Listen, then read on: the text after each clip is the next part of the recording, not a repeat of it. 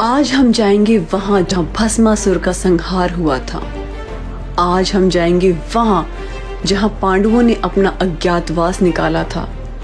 आज हम ले जाएंगे आपको उस शिखर पे जहां से भीम ने स्वर्ग के लिए सीढ़ियां बनाई थी। 75 फीट के शिवलिंग में जहां साक्षात शिव बसते हैं।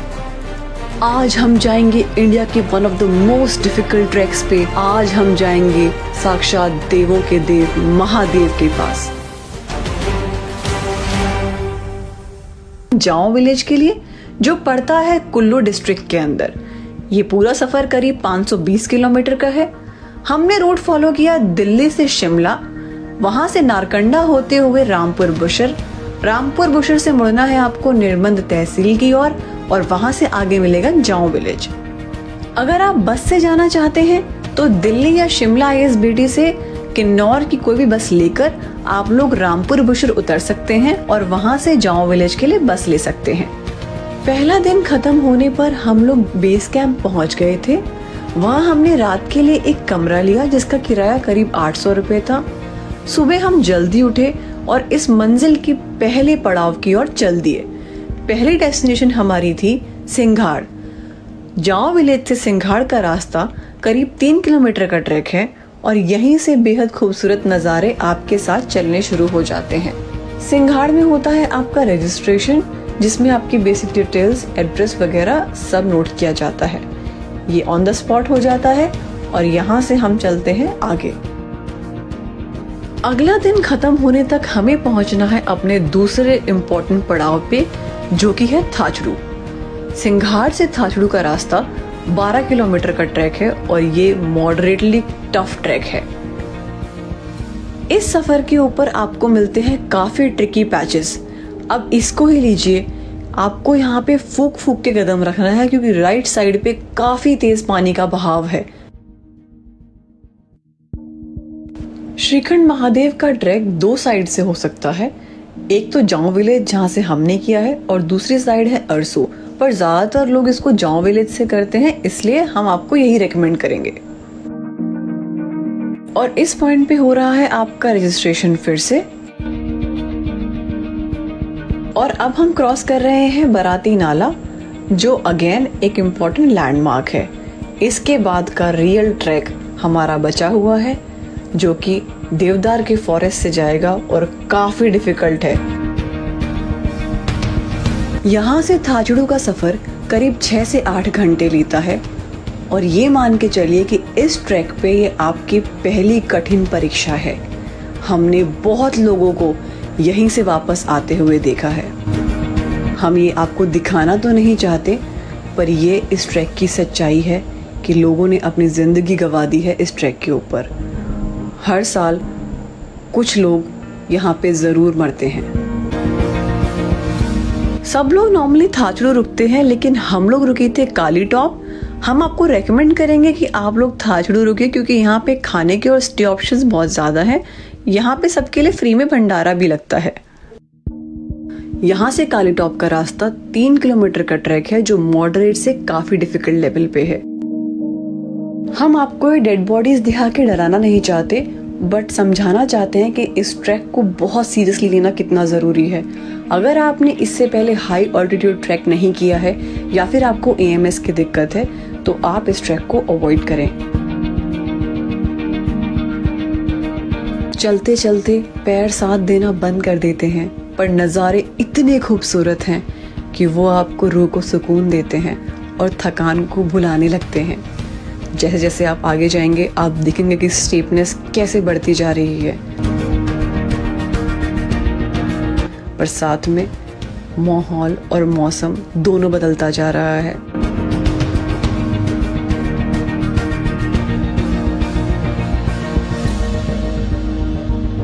आगे आने वाली जो जगह हैं उनके नाम से ही आप इनकी माइथोलॉजिकल इम्पोर्टेंस समझ पाएंगे। जैसे जैसे हम आगे बढ़ेंगे हम आपको हर जगह की कहानी बताते चलेंगे। अपने दिल को थाम लीजिए क्योंकि आपके सामने जो नजारा आने वाला है वो स्वर्ग से कम नहीं है।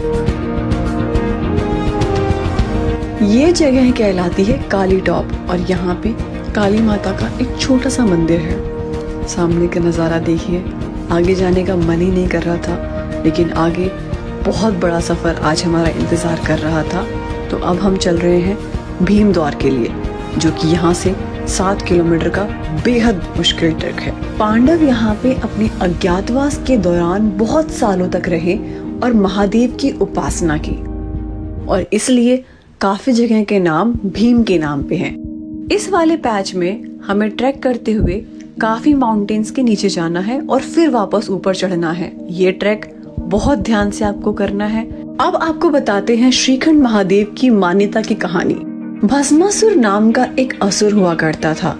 उसने बहुत तपस्या करके महादेव से ये आशीर्वाद लिया कि वो जिसके ऊपर भी हाथ रखे वो भस्म हो जाए। महादेव ने उसकी तपस्या से प्रसन्न होकर उसको दिया भस्म कंगन, जो उसने देवताओं के खिलाफ यूज करने को लिया था।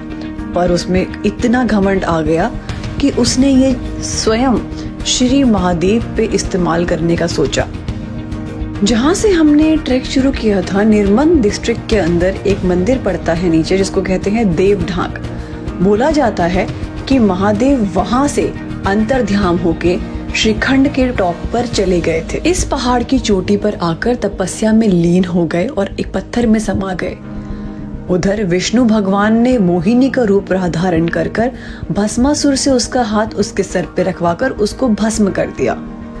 आगे आगे हम देखेंगे कि कैसे पार्वती माता ने उनको तपस्या कर उस समाधि से निकाला। जैसा कि आप नोटिस कर रहे होंगे कि ये ट्रैक खुलता है बारिश के मौसम में, और उसकी वजह से मिट्टी बहुत ही ज़्यादा स्लिपरी हो रखी होती है। जैसे अब आप आगे देखिए, हम ये पैच क्रॉस कर रहे हैं जिसमें बहुत ही सीधा ग्रेडियंट है नीचे की तरफ जाने का। अगर आपने अपना पैर संभाल के नहीं रखा तो आप उस गलती का नुकसान चुका नहीं पाएंगे।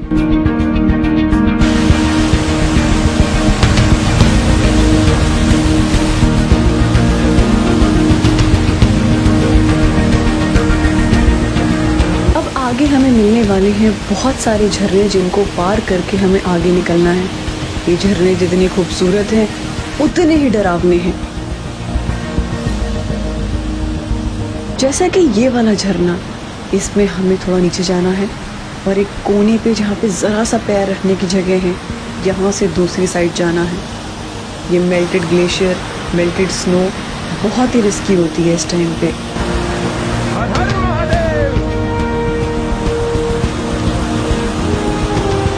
पुंसा से भीमद्वार का सफर करीब 3 किलोमीटर का है और इसको करने में करीब 2 घंटे लगेंगे।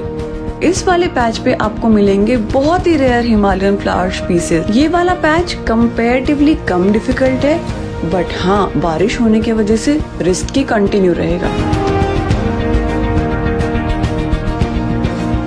झरनों की वजह से जो ये स्नो पिघल रही है, इस पे पैर रखना बहुत ही रिस्की है, क्योंकि ये आपके बोझ से अंदर जा सकती हैं और आप पानी के बहाव में बह सकते हैं। यहाँ फूक फूक के कदम रखना बहुत जरूरी है।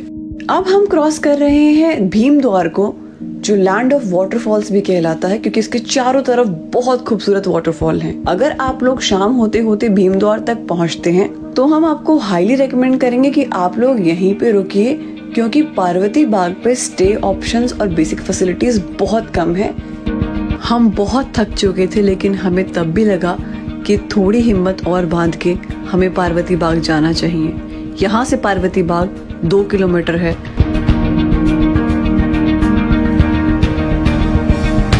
अगर आप भीमधार रुकना पसंद करते हैं तो आपको ध्यान रखना है कि अगले दिन सुबह 3 से 4 बजे के आसपास आपको श्रीखंड महादेव के लिए निकलना होगा।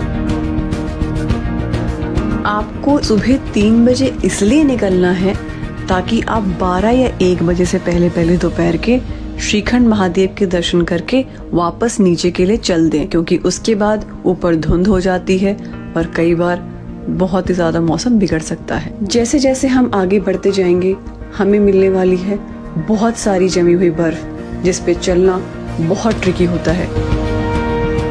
झरना जो आप देख रहे हैं ये 100 मीटर की हाइट से गिरता है और बोला जाता है कि महादेव को समाधि से निकालने के लिए पार्वती माँ उन्हें यहाँ नहाने स्नान करने के लिए उत्साहित करती थी, इसलिए इस जगह को कहते हैं पार्वती झरना और इस जगह की खूबसूरती मेरे लिए शब्दों में बयां करना बहुत नामुमकिन है। इस ग्लेशियर को क्रॉस करने के बाद हमारे पास आए सामने एक पहाड़ जिसकी चढ़ाई बहुत मुश्किल थी, कम से कम 40 से 50 डिग्री स्टीप थी।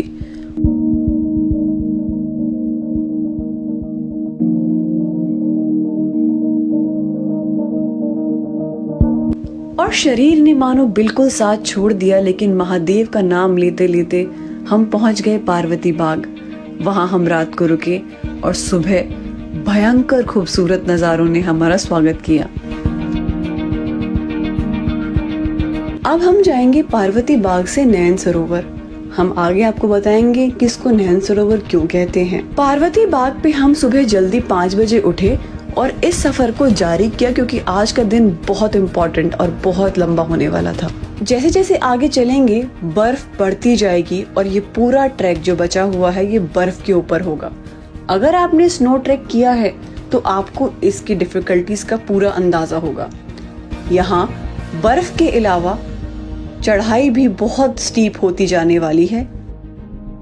जैसा कि आप लोग देख पा रहे होंगे, इस पूरे ट्रैक पे वेदर बहुत ऑफन चेंज होता है, कभी बारिश, कभी सर्दी, कभी धूप। आपको 2-3 बातों का खास ध्यान रखना है। सबसे पहले तो ये कि आपको बहुत लाइट वेट पैक करके चलना है क्योंकि बहुत लंबा सफर है, थकान जल्दी हो जाएगी। आपको अपने साथ पानी की एक बोतल रखनी है और ध्यान रखिए नैन सरोवर श्रीखंड महादेव से पहले आखिरी पड़ाव है जहाँ पे आपको पानी मिलेगा। इसके बाद आपको कोई पानी नहीं मिलेगा। अब हमारे और श्रीखंड महादेव जी के बीच में पड़ता है नैन सरोवर, जो हमारा सेकंड लास्ट डेस्टिनेशन है। ऐसा बोला जाता है कि ये सरोवर पार्वती जी के आंसुओं से बना हुआ है, क्योंकि शिवजी भगवान समाधि पे चले गए थे तो उनके विलाप में ये पूरा सरोवर उनके आंसुओं से भर गया। नैन सरोवर से श्रीखंड महादेव का रास्ता 3 किलोमीटर का है और ये इस ट्रैक का सबसे डिफिकल्ट पैच है। अपने पैरों को एक के आगे एक रखते हुए बहुत संभाल के ध्यान से चलना है क्योंकि यहाँ पर फिसलना बहुत भारी पड़ेगा। आगे का रास्ता 60 to 70 डिग्री इंक्लिनेशन पर है। सांस वगैरह तो ठीक से आ रहा है ना? लंबी लंबी सांस लो। अब आपको क्रॉस करने हैं बड़े बड़े पत्थर और यकीन मानिए इस टाइम तक शरीर की सारी ताकत जा चुकी होती है। ऑक्सीजन की कमी की वजह से शरीर और टूट चुका होता है। ये वाला फेस आपको बहुत आराम से करना है। अपनी बॉडी को एक्सर्ट ना करें, धीरे धीरे आराम आराम से पैर रखते हुए आप ऊपर पहुंच जाएंगे। अगर आप एनर्जी में विश्वास नहीं करते, अगर आप शिव में विश्वास नहीं करते, तो मेरा चैलेंज है कि एक बार आप इस ट्रैक पे आके देखिए, क्योंकि इस सफर से आगे सिर्फ हर हर महादेव गूंजते हुए आप ऊपर पहुंच सकते हैं। करीब 800 मीटर की दूरी से जब पहली बार आपको वो विशाल शिवलिंग नजर आता है तो सारी थकान दूर हो जाती है, आंखों में आंसू आ जाएंगे और दिल में इतने इमोशंस आ जाएंगे जो शब्दों में बयां करना नामुमकिन है।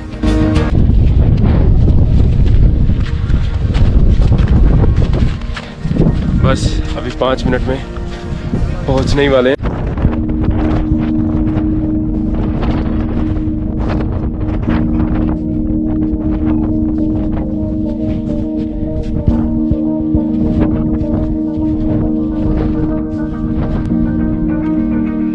हर हर महादेव।